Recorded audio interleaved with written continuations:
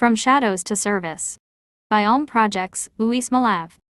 When I began to write, I renamed myself Alm Projects. It wasn't just a pen name, it was survival.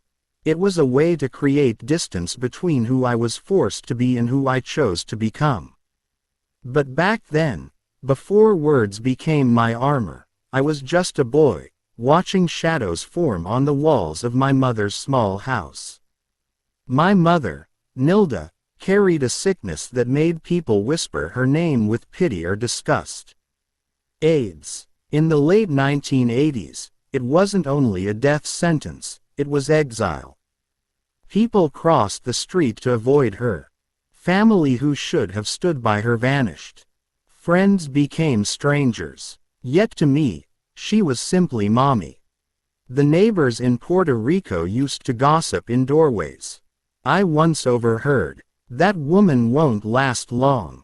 I didn't know what they meant. I only knew she was mine. Life with her was unstable. Food was scarce, the lights went out often, and her health slipped further each month, but I was a child. I thought that was normal. I thought everyone's world looked like that. But shadows don't just stay on walls. They crawl into your life and never let go. The day they came for me, the air smelled of rain. I don't remember the exact date, but I remember my mother's tears. They soaked through my shirt as she held me so tight I thought I might disappear into her chest. Two strangers stood in our small living room, one with a clipboard, the other with folded arms and the stiff face of someone who thought they knew best. I would later learn the word social worker, but at that age, all I saw were intruders. Señora Malave, the woman with the clipboard said, her Spanish slow and clumsy, "We have to do what's best for the child." My mother shook her head violently, clutching me tighter. "He's my son. You can't take him." I buried my face in her shoulder, inhaling that lavender scent I would never forget. I didn't understand the words, but I understood fear. I understood love being ripped apart. The social worker's voice was firm but flat, like a teacher scolding a child. "You are too sick to provide care. He needs stability." Stability. What did that mean to a boy who only wanted his mother's arms? They pried me away. My legs kicked. My small fists pounded. "Mommy! Mommy!" I screamed, my voice hoarse. She reached for me until her thin arms gave out, and the social worker carried me through the door as if I were just another case file to be checked off. That was the first time I learned what betrayal felt like. Not from my mother, but from a world that claimed it was protecting me while shattering me instead. She whispered once, "Never forget who you are, my son." I nodded, though I didn't understand what she meant. I was just a boy with a half-empty heart, already learning what loss tasted like. And then the visits stopped. One day, no one came to get me ready for the trip to see her. No explanations, just silence. My aunt muttered under her breath that my mother was gone.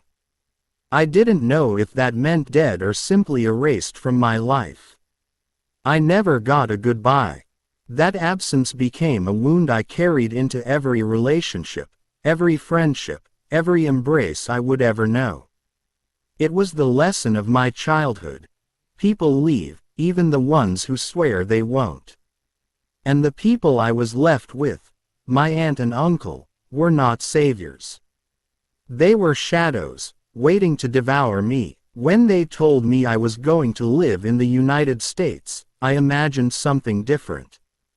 As a child in Puerto Rico, I heard stories of the mainland like it was another planet, a place where streets were clean, houses were big, and everyone had money in their pockets.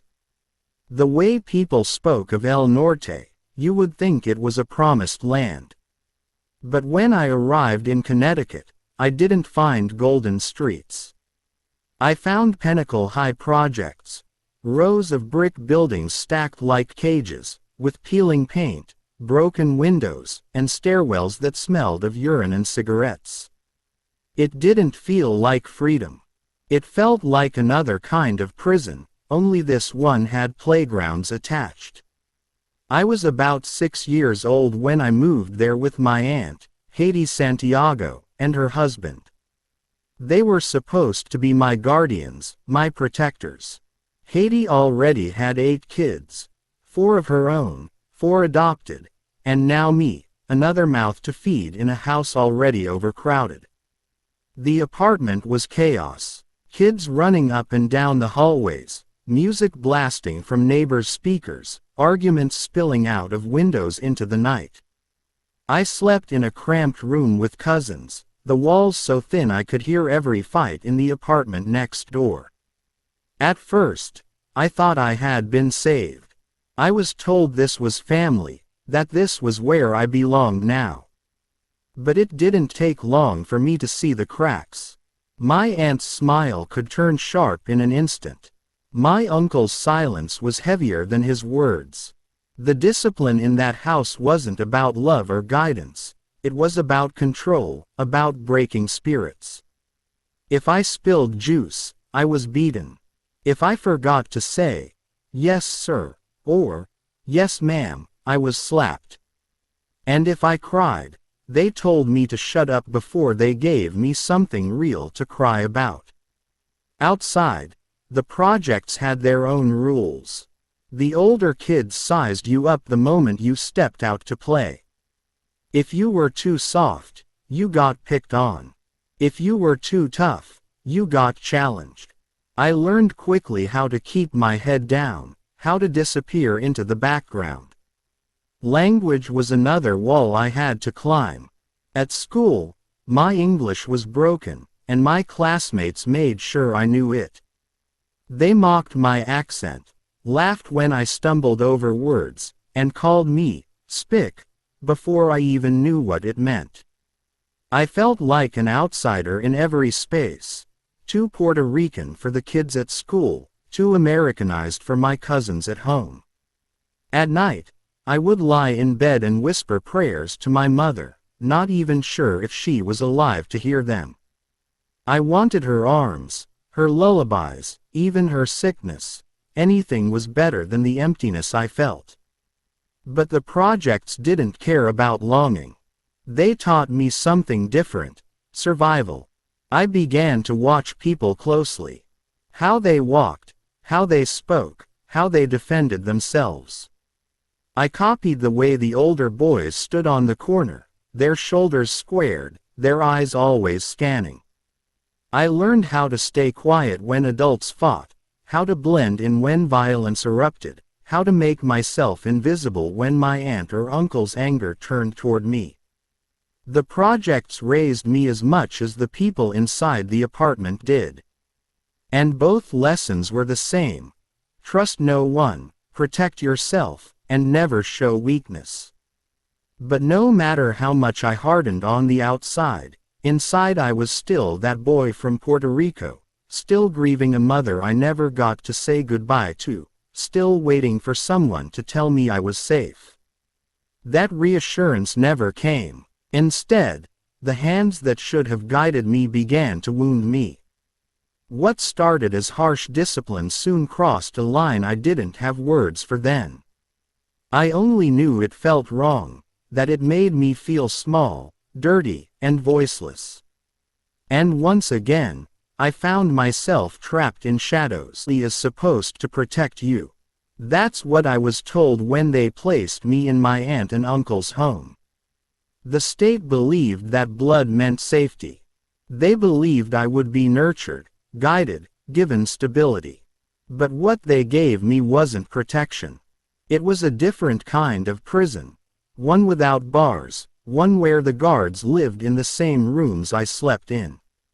At first, the abuse hid itself behind discipline. My aunt's voice would turn sharp when I didn't move fast enough, her hand quick to strike across my face if I dared to talk back. My uncle's anger came in silence first, then eruptions. His belt was never far from reach. To them, Bruises were lessons. Tears were weakness. But soon it went further than punishments. There are memories I wish I could erase, moments that crawl under my skin even now. Nights when footsteps creaked down the hallway, when the air shifted and I knew something bad was coming. The sound of the door opening, the weight of hands that didn't belong to me pressing down, the feeling of being trapped in a body too small to fight back. I didn't have the words then. No vocabulary for sexual abuse, no understanding that what was happening wasn't my fault. They told me no one would believe me if I did. And I believed them, because who was I? Just another foster kid. Just another case file. The worst part wasn't even the abuse itself. It was the way it twisted my sense of love and safety. The very people who were supposed to shield me became the ones I feared most. Family wasn't family anymore. Home wasn't home. I carried that silence everywhere. Inside, I was splitting apart.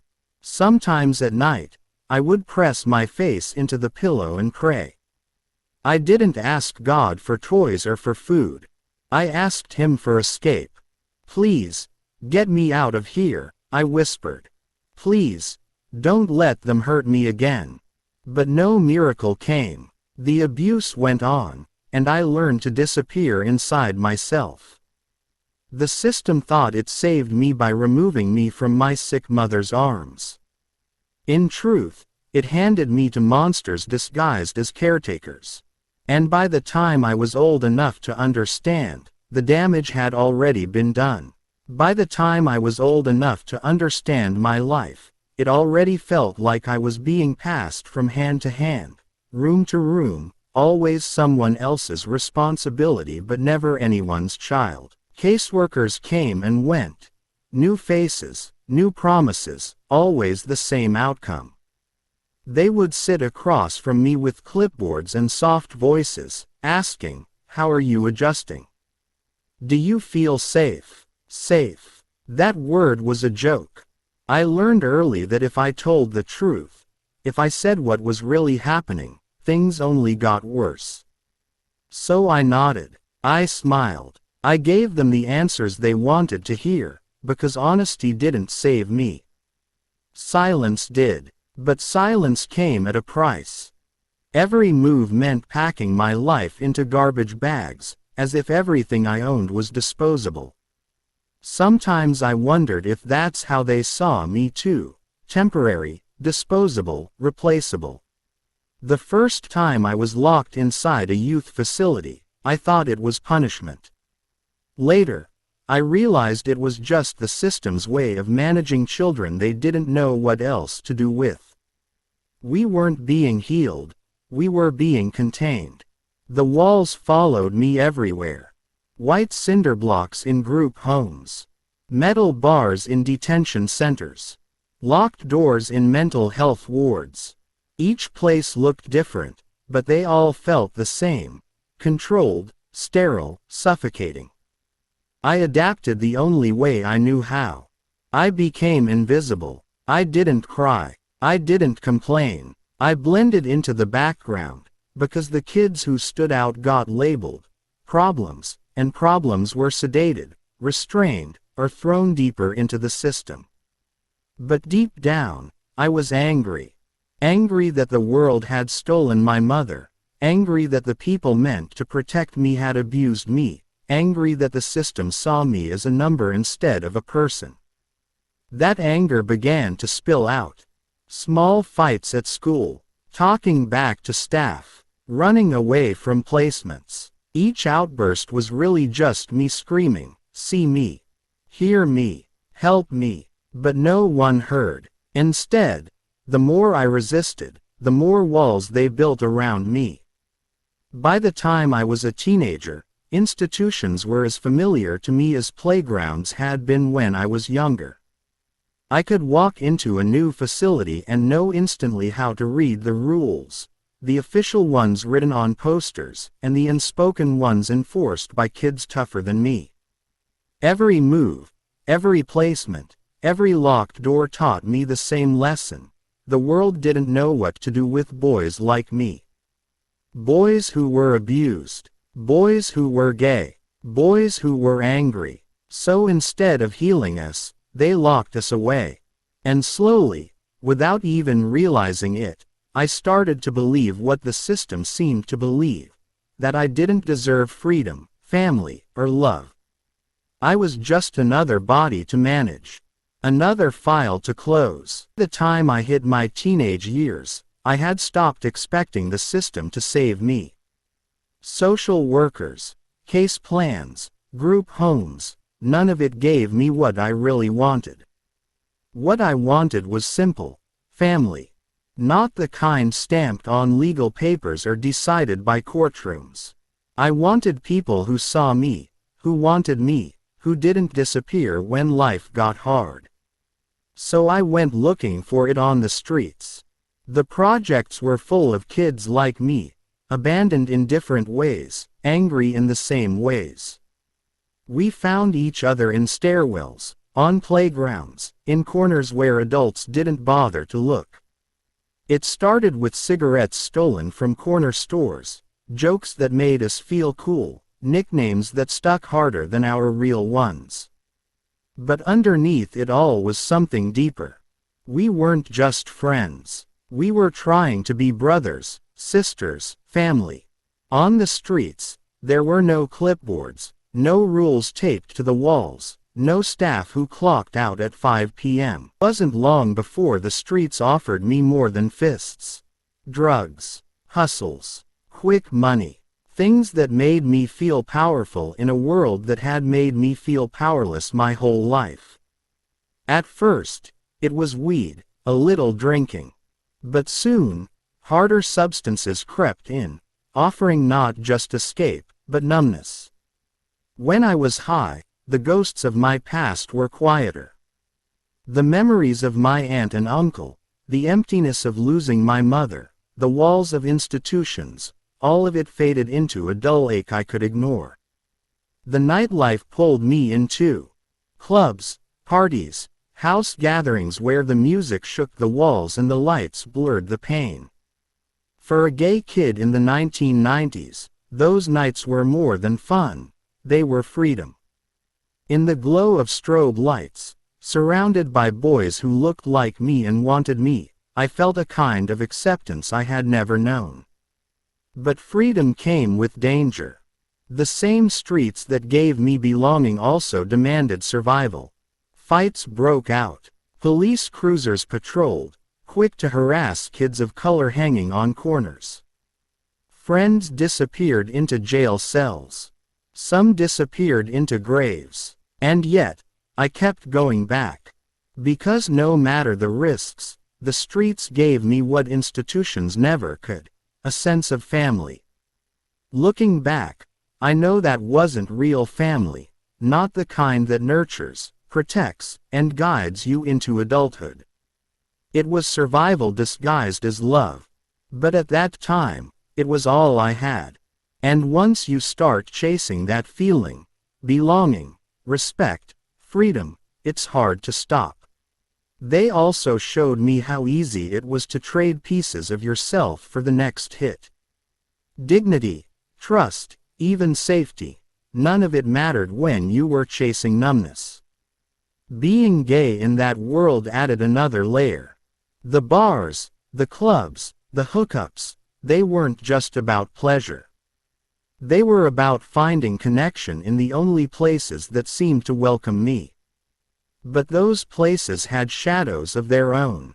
Behind the flashing lights and pounding music, there were back rooms, bad deals, and predators waiting for boys like me who were desperate for belonging.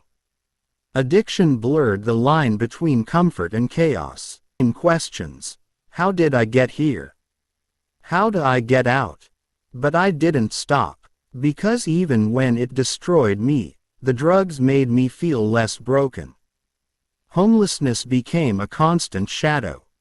There's a part of addiction nobody likes to talk about: the shame. The way it eats at you, whispering that you'll never be more than this, that you deserve this, that every bad thing that's happened to you is your fault. Shame doesn't just sit in the corner, it climbs inside your chest and makes a home.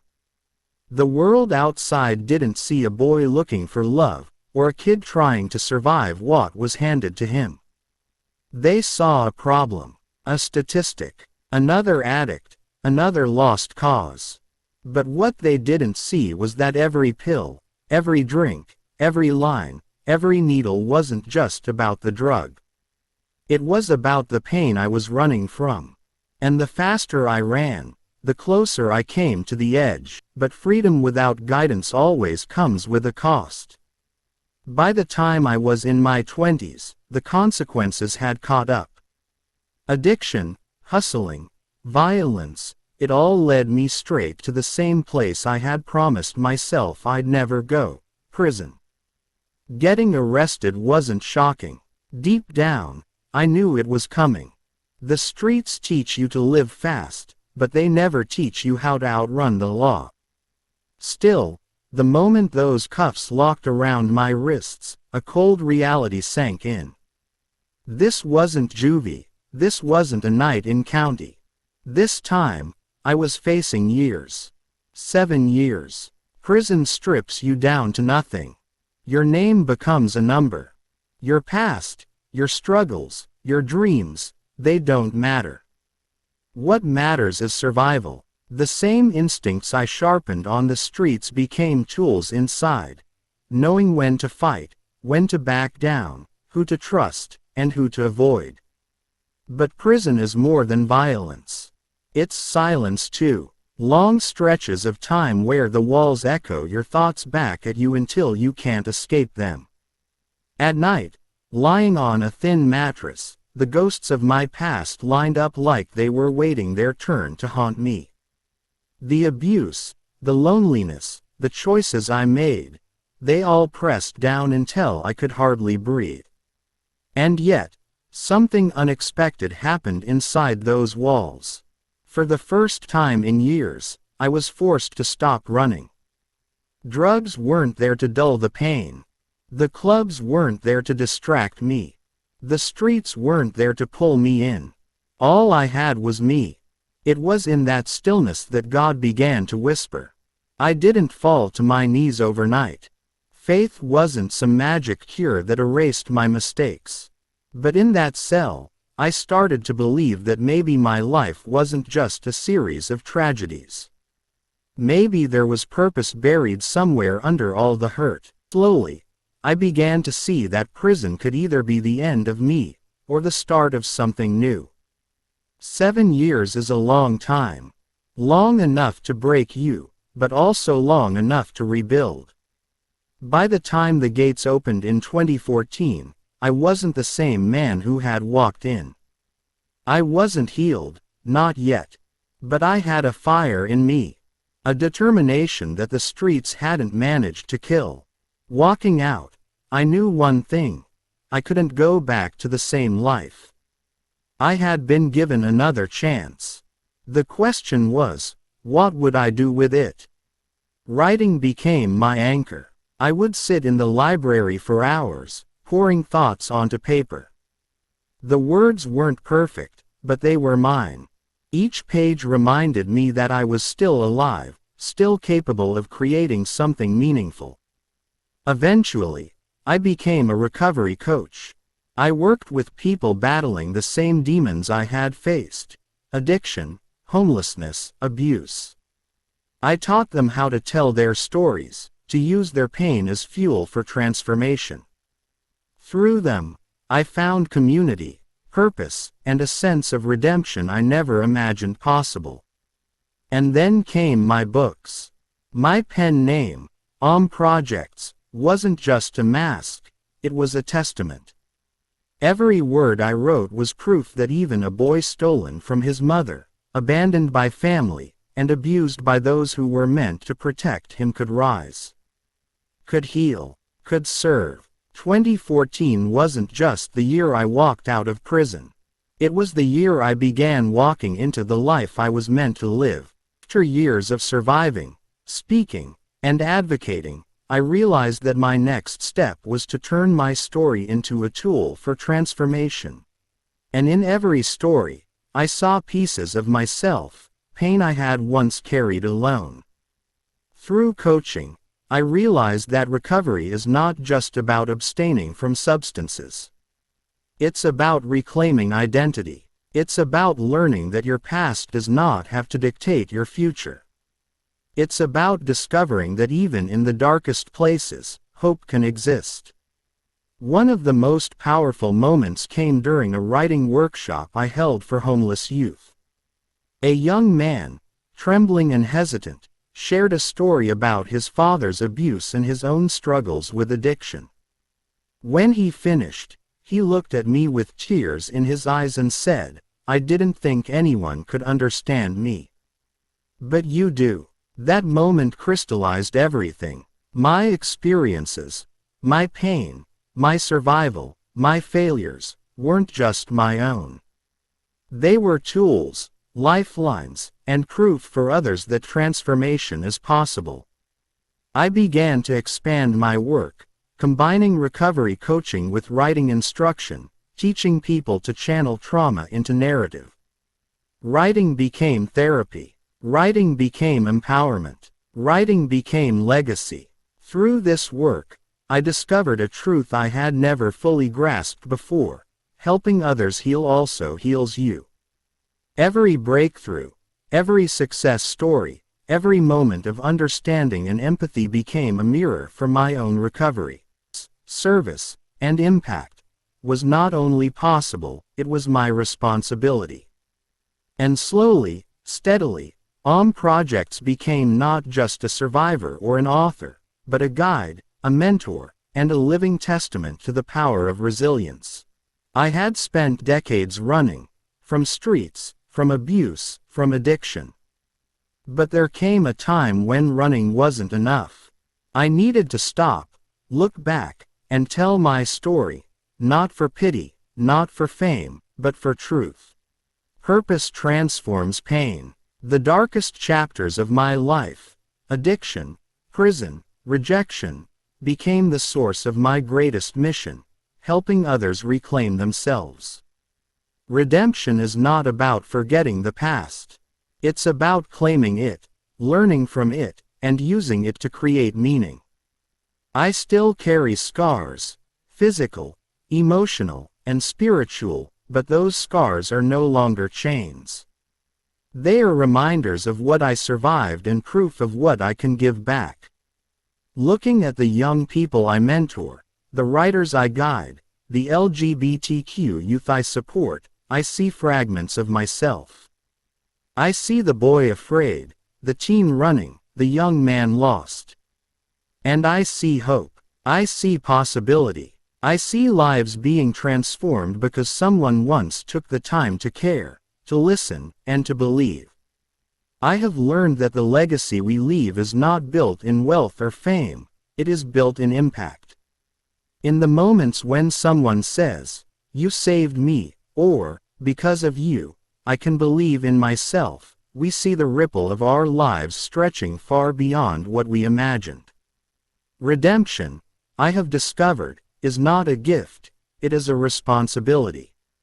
And I choose every day to live in a way that honors that responsibility. To mentor, to serve, to write, to lead, to love. From the shadows of Ponce to the streets of Connecticut, from prison walls to the desks of students learning to tell their stories, my life has been a testament. No matter how broken you feel, no matter how many times the world has tried to erase you, you can rise. You can heal, you can transform, and in that, I have found my peace. Lessons for the next generation. If there is one thing my journey has taught me, it is that life is both fragile and resilient. I want the next generation, youth in foster care, LGBTQ teens, survivors of abuse, and anyone who feels invisible, to know this: your story matters, your voice matters, and your life matters. Here are the lessons I carry, and the lessons I hope to pass on. 1. Your past does not define you. I know what it's like to be told, directly or indirectly, that you're less than. I've lived through abuse, institutionalization, addiction, and homelessness. Yet each of these experiences, as painful as they were, also became the foundation of my purpose. Your history may be dark, but it is not a prison. It can be a classroom. 2. Find your voice, and use it. Writing saved me. Speaking out saved me. Telling the truth about my life saved me. Whatever your medium, words, art, music, activism, claim your voice. It is the most powerful tool you have. 3. Seek community, even when it's hard. No one survives alone. I learned the hard way that the streets, institutions, and isolation only make you feel invisible. Family isn't always blood. It's people who support, respect, and see you for who you are. Find your tribe, and be loyal to each other. 4. Transformation requires courage. Recovery, growth, and purpose don't happen passively. You must face your pain, confront your mistakes, and make the conscious choice to rise. Courage isn't the absence of fear, it's moving forward despite it. 5. Serve others as part of your healing. Helping others doesn't just change their lives, it changes yours. Mentorship, advocacy, and leadership allow you to transform personal suffering into collective empowerment. Your experiences become tools to guide someone else out of the darkness. 6. Never stop learning. Life is a continuous journey. I have learned from teachers, students, clients, strangers, and even the streets. Humility and curiosity keep you growing and evolving. 7. Hope is your anchor. Even in the bleakest moments, hope is what sustains us. It doesn't erase struggle, but it gives you the strength to persist.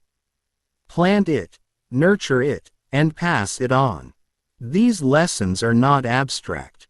I see them in every student who picks up a pen, every young adult who steps into a safe space for the first time, every individual who believes they can rise above the circumstances that once trapped them. The next generation carries the promise of a better world. If they remember that their story matters, if they speak, if they connect, if they serve, then the cycle of pain can transform into a cycle of possibility. My hope is that every young person who encounters my work sees not just a survivor, but a guide. Not just a story of suffering, but a blueprint for resilience, creativity, and redemption.